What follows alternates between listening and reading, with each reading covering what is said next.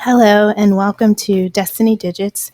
This is going to be the Soul Urge reading for Soul Urge number 9. You find your Soul Urge by locating and tallying up the total of all the vowels in your full birth name. Now, if you don't know that number and you're not sure of how to calculate it, you can always use the link in the description box and then make sure you're watching the correct video. So your soul urge talks about what motivates you. Like, what is that driving force that propels you to do what you do, think what you think, believe what you believe? And just like you would follow your sun, moon, rising, Venus, north node in astrology, in numerology, you can follow your core numbers that make up your core chart, your life path, your expression, your soul urge, and your birthday. So all of those numbers will have consistent videos available for you to check in weekly. So I like to begin by pulling 3 oracle cards and then taking note of what's on the bottom of the deck. So let's talk about 9. We know that your soul urge is what motivates you. So what motivates somebody that's a 9? 9s are humanitarians. They're extremely selfless. They love to give. And, there's a spectrum. So when 9s are at their highest vibration, they're very giving. When they're at the lower end, they are selfish, right? So let's just talk about the positive and negatives of both aspects of the number 9. So you are idealistic, creative, expressive, very sophisticated, just a natural humanitarian. Now, on the lower vibrations, you at times can be moody and grateful, impractical, unrealistic, very dramatic, and just overall feeling dissatisfied. Okay. So, and energy fluctuates. So I'm sure that, we've all experienced the shift in energy depending on the people, places, and things that we are involved with in life. So you are motivated by the opportunity to give, to share with the world, to help, to assist others. So the 3 oracle cards that we pulled out were Truth, Pleasure, and Stand Still. Right? And at the bottom of the deck, we had Purification. And it shows a sunflower. We know that sunflowers stretch and reach towards the sun. And it shows a sunflower receiving rain.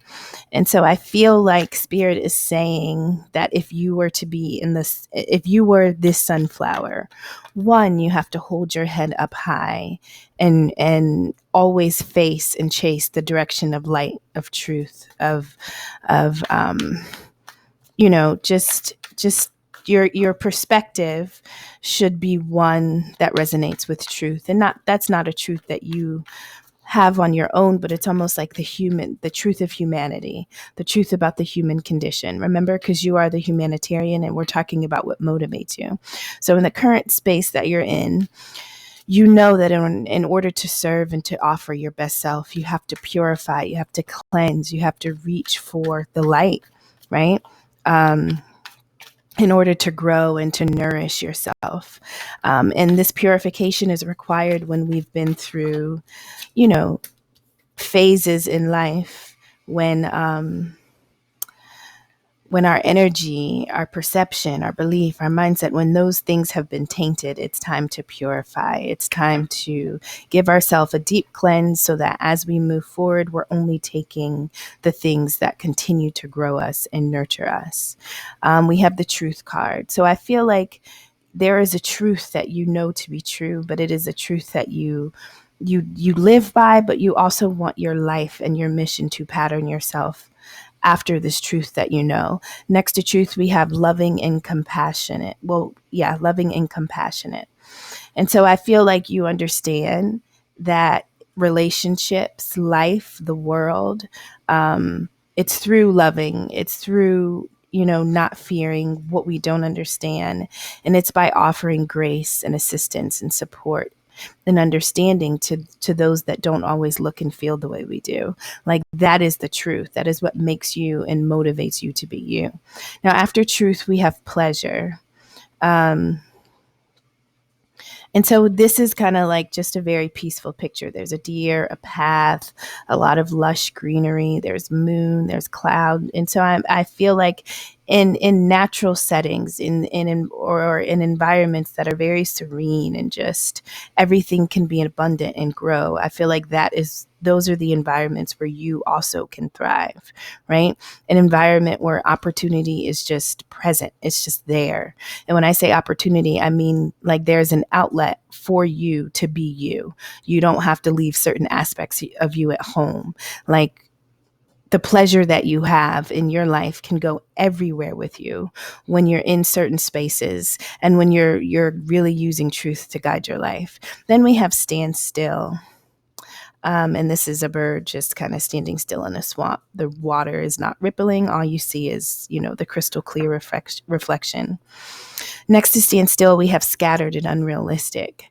And so I feel like, as you go through this purification or this cleansing process, you may have expectations about yourself or about what change looks like in your life, or what truth is, what pleasure is. I think that you're really shedding aspects of you that are no longer required as you move forward and grow. And sometimes we don't understand the shifts and the changes or the pace that things happen in our life. And so we have expectations, because if the expectation is met, then that tells us that things, when things look like what we expect them to or happen the way we expect them to, that really gives us a sense of security, because we're not always operating in total faith. And so I feel like Spirit is saying, like, you need to stand still. This is a time where, for once, you're not to take action, right? But it's in that stillness that you need to be mindful of the thoughts that you have, of the way you use or squander energy, because this is almost like a rebirth for you, right? This is you shedding the old in order to claim the new in a space that is really pure and true to who you are. At the bottom, we have controlling, superior, and manipulative. And so I feel like if Spirit is asking us to cleanse something, so we have purify. So if you have a tendency to want to control, or if you have a tendency to think that your way is superior to others because you consider all, right? Or if sometimes you have a tendency to manipulate situations in your favor because you trust your judgment overall, I feel like there are certain behaviors maybe within us that we have to cleanse. But if those are people, places, and things that give us those behaviors, controlling, superior, manipulative, or treat us through those lenses, I feel like that is something that doesn't bring you the pleasure that you need, right? And so this is a time to reflect and to think about what you want things to look and feel like in your life as you move forward and as you serve others. Something I also didn't mention was pleasure. We have overly talkative and critical. And so we can look at this a couple different ways. Sometimes it pleases us to be our own critic because that's what drives us to keep going, right? And so sometimes we can give ourselves too much feedback to the point that it really does the opposite of what we're thinking, right? It's pushing us to achieve, but from a space of negativity. Now, if all you search for is pleasure, and if you know pleasure, not to be critical, not to be condemning, not to be, exclusive, if people that talk a lot more than they do, or they talk about things that they really cannot walk out in this life, I feel like, the pleasure is really about you socially, what pleases you as you engage with the outside world, right? And the things that you don't approve of are the things, obviously, that don't give you that peace within. All right, so those were just the Oracle cards and the numerology deck that I created. And now we're going to pull tarot, and we will tie in all the details. So the first card out is the Moon card, right? And the Moon card comes along with truth. And I feel like there are some things, the Moon talks about things being hidden. And I feel like there are aspects of ourself, there are aspects of things that are true about us that we have hidden because, maybe they were a little darker. Maybe we didn't like that part of ourselves, or maybe we tried to overcompensate. And so when we have compassionate and loving, I feel like Spirit is saying, like, in order to pursue your truth, you need every aspect of yourself, even the parts that you don't feel like are high quality, right? And the fact that things are hidden from you, I feel like as you learn the truth, as things are revealed to you, right? And if this isn't something hidden within you about you, if this is a situation that you've been involved in and you realize that the truth was not apparent or clear or truly available, I feel like Spirit is saying, like, whatever is hidden, meet it with compassion and love, right? Now, after the Moon card, we have the Hierophant card, which is like, it's a card that symbolizes a God connection, a godly influence, something divine taking place, right? So I feel like as you pursue this truth, there are things you don't know, but you have an assignment to be compassionate and loving towards the unknowns that are going to become known. Now, the fact that after what's hidden, we have the Hierophant, I feel like that's saying that this situation is divine, right? This pursuit of truth, of justice, of fairness, of transparency. This is what you are called to do, right? And it's through receiving what you may not have demanded at one point. It's through getting it now and not accepting no for an answer that you will be able to move forward, like move beyond something. And so we have the Moon, the Hierophant, and then the Five of Pentacles, which is like, periods of lack, not having, going without, feeling left out, feeling abandoned, feeling like you don't fit in, feeling like um, feeling like you've been left out in the cold and the conditions are harsh and you don't have basic needs. You don't have, so this is about, I feel like there are things hidden from you or things that you don't know. And that's by divine design about the experiences and situations in your life where you have gone through hardship, right? Those situations may not reflect, like I said, the highest version of yourself, but when we love all aspects of people, places, and things, ourself included, and when we accept it all, it's a lot easier to move past it, right?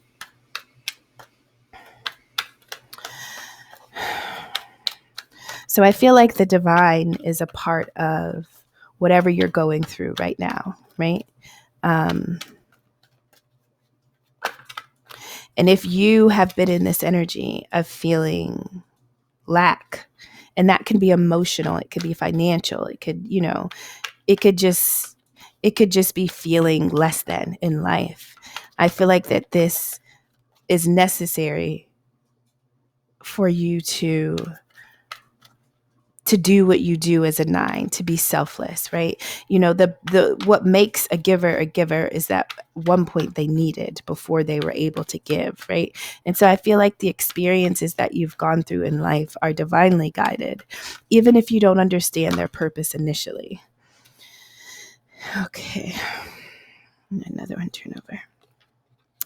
All right.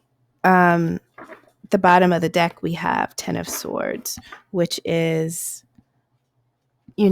being at the end of something that has almost felt like death, right? This is at rock bottom. Like you can't go any lower than that.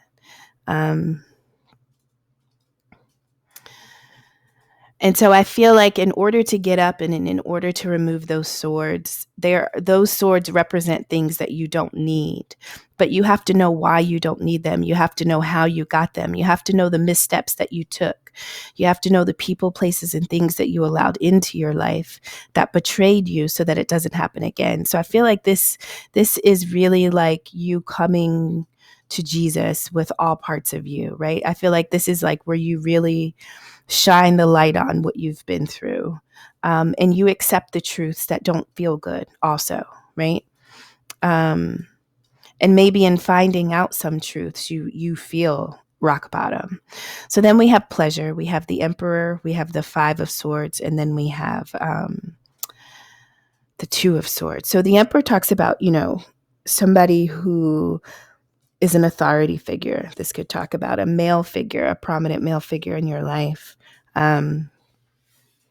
This could talk about the fact that you need to take ownership and authority in the way you rule and run your life. Now, the Emperor comes beneath the moon, and I feel like, those are secrets. Those are the unknown. And I feel like if you were to approach the things hidden from you or the things that you don't want to see, if you were to approach them with confidence and security that you could power through it in the style of the Emperor, I think it would be a lot easier to take those small bites and go after the things that we are choosing not to see. Beneath the Hierophant card, which is like the divine influence, the divine guidance card, we have the Five of Swords.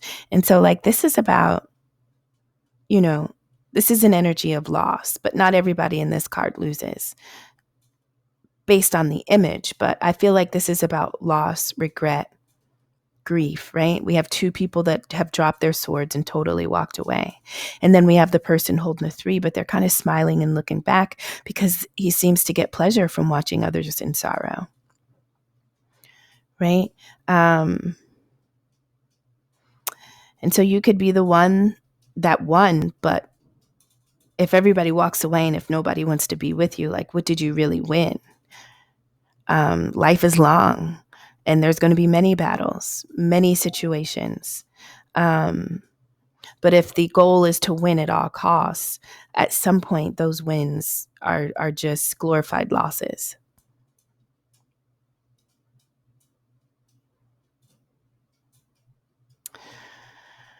So I feel like there's something is taking our peace from us. There's an aspect of life where we don't have peace, we don't have pleasure. And I feel like this is as a result of things that have happened. I don't think this is a present day situation. I feel like this is about you recovering from many letdowns, many defeats, many losses. And I feel like now you're at a point where you have to decide, do I want to continuously be in this space of loss, lack, not having, right? And so when we're talking about you being a 9 and being motivated to give, we also talk about the fact that you're extremely selfless, right? But I think to be a giver, that is a gift. You are a gift to others. And if you are the one who is giving of yourself, of your truth, and you're not getting that in return, instead you're being left out, instead people are taking advantage of you. I feel like this is divinely guided, but two, some people will just take and take and take and take and take, right? And they're never content. But what's sad is some people are content when you have no more to give, when you are done. So they will take until you are absolutely depleted and defeated. But I feel like you have an authority, you have a power, you have something that you can enforce over these energies in your life that have made you feel, stabbed in the back, betrayed, left for dead. And I feel like the most recent situation has really brought you to realizing the truth about what you accept, what you tolerate, what you offer yourself to. And so I feel like, the divine has stepped in and is revealing something to you about you and also the situations that you're in. But it took a level of literally being rock bottom to understand the only way is up, but I can't get up if I don't remove these swords. Well, I have to, you know what I mean? And I don't want to be in this space again. So I need to understand how I even got to this place. And so now we're making a decision. Well, we should be making a decision about this feeling of being without, going without, not having what we need, not receiving what we offer to others, right? This is not a choice that we want to make. This is not a change that we want to see. This is some kind of blockage where we have been unable to choose, even at our own detriment, right? And beneath the Emperor, we have this Queen of Swords. And so the Queen of Swords is, this is a figure that cuts through BS, right? This is a figure that is very logical, very rational.